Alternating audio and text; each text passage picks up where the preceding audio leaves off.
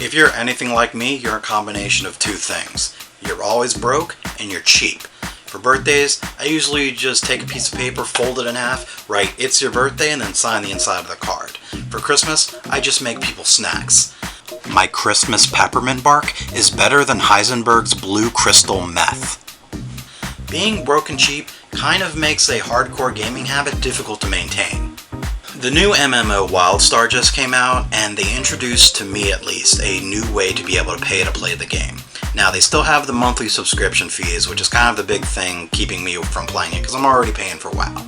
But they have a second way to be able to pay for the game, which they call Play to Pay. The way they described it, Person A is able to pay the monthly subscription fees, but doesn't really have all that time to play the game.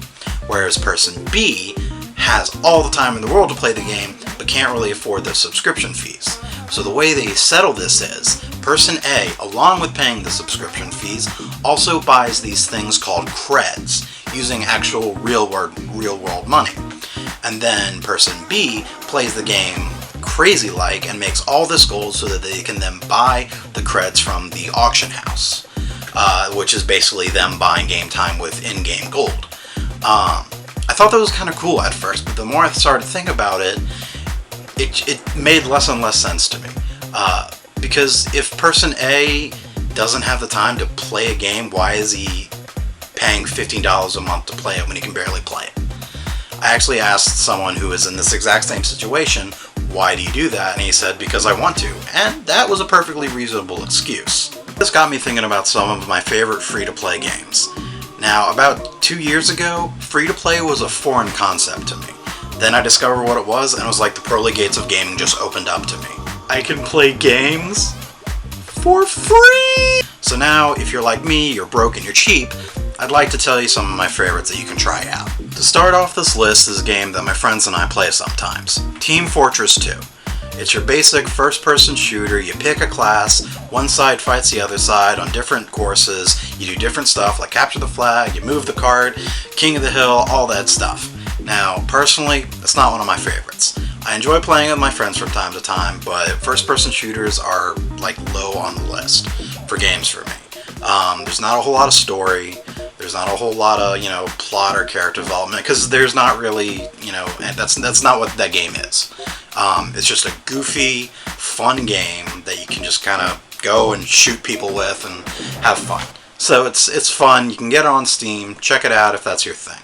Next on the list are two Blizzard games. One is World of Warcraft.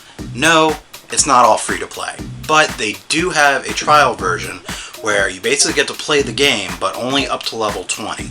So you can get up to get a mount, you can get your class items, you can get a taste for the game, for all the races, all that stuff. It's like dipping your toes into the World of Warcraft pond. It's not a huge thing, but you do have that option. Another one is Hearthstone.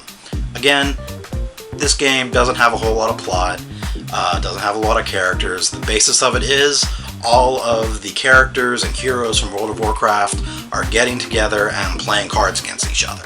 That's about it. I play against people and I suck, so I lose all the time. It took me many tries just to win 3 games so I could get the mount for World of Warcraft. If it's something you're into, check it out. Personally, I'd be more into it if it was like a mobile game. DC Universe. This is a big action game where you get to create your own hero or create your own villain, and you save the day. The jumping off point of the story is that in the future, Lex Luthor has beaten Superman and the rest of the Justice League, and because of that, Brainiac then invades and sends the world into utter chaos.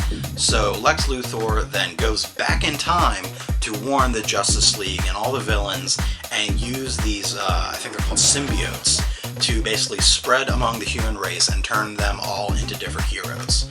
So that's why you're a new superhero. You get to create your own superhero. It's pretty fun. You get to fly around. You can have different weapons. You can look different ways. It's a fun game. The only thing I ever really said about it that I thought was kind of weird is that you're the new superhero and almost all of the different missions revolve around saving the major league superheroes. So I thought that was kind of fun. But it's a lot of fun. It's mostly action based. There's not a whole lot of strategy to it. You just gotta, beat the bad guy till he's dead, and that's about it. But it's pretty fun.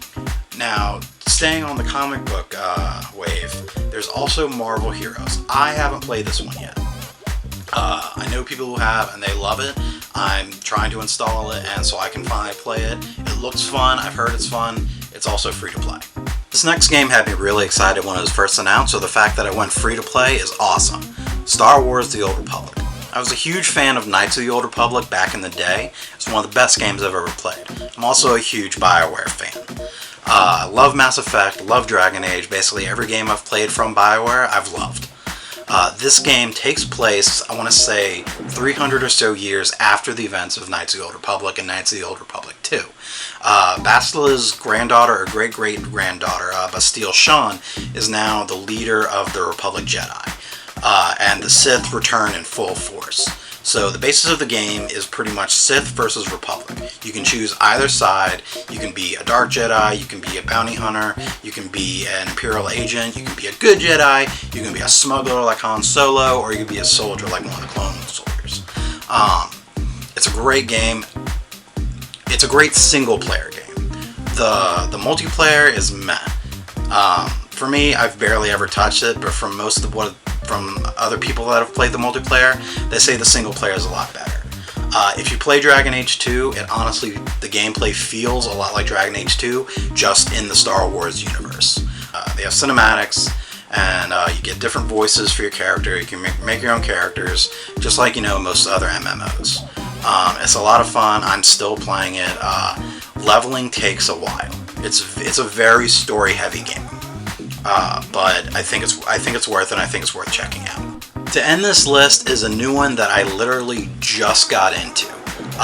The game Defiance. Now, you've probably heard of Defiance before. It's been out, I want to say, at least a year as a game, and they also have the TV show running parallel to it. No, the game wasn't inspired by the TV show, and the TV show wasn't inspired by the game. They're running these two things parallel to each other. So stuff that happens in the TV show affects the game and vice versa. Kind of like the whole MCU connectivity thing. To my knowledge, this has never been done, so that's kind of what got my attention. Defiance, both TV and game, they're a space western third-person shooter. Well, the game's a third-person shooter, but they're both space westerns. And it's a lot of fun. The basis of it is, it's maybe 50 or so years into the future, and aliens have left their home system and came to Earth, and they're called the Votanus Collective, and they're a bunch of different races of aliens, and they left their own dying world so that they come to Earth and try to live there in peace. But of course, war broke out, so they got into fighting, and during the fighting they re-terraformed Earth. So Earth is now this alien world that's been reformatted to be able to support alien life. There's new animals, there's new plants, there's all these really weird things. But it's only about 50 or so years in the future, so people still remember how Earth was. It's really interesting. It's got that kind of Firefly feel to it.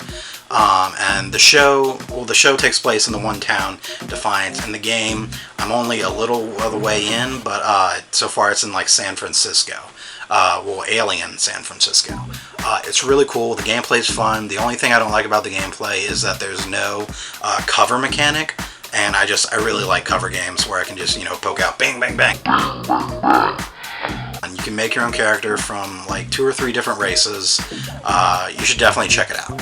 So that's just a few of my favorites. If there's some that I haven't covered that you think are great, let me know so I can check them out and see how awesome they are. And don't just stick to these games. On Steam, the PlayStation Store, the Xbox Store, even on your App Store on your phone, there are tons of free-to-play games. One of my favorites on mobile is Robot Unicorn Attack 2. It's awesome. It shouldn't be as fun as it is, but it is. They also have it on Facebook. And I know some of those Facebook games really suck, like Farmville, but there are some, diamonds in the rough in there, so check it out. Other than that, hope you have fun, and I'll see you around. Later.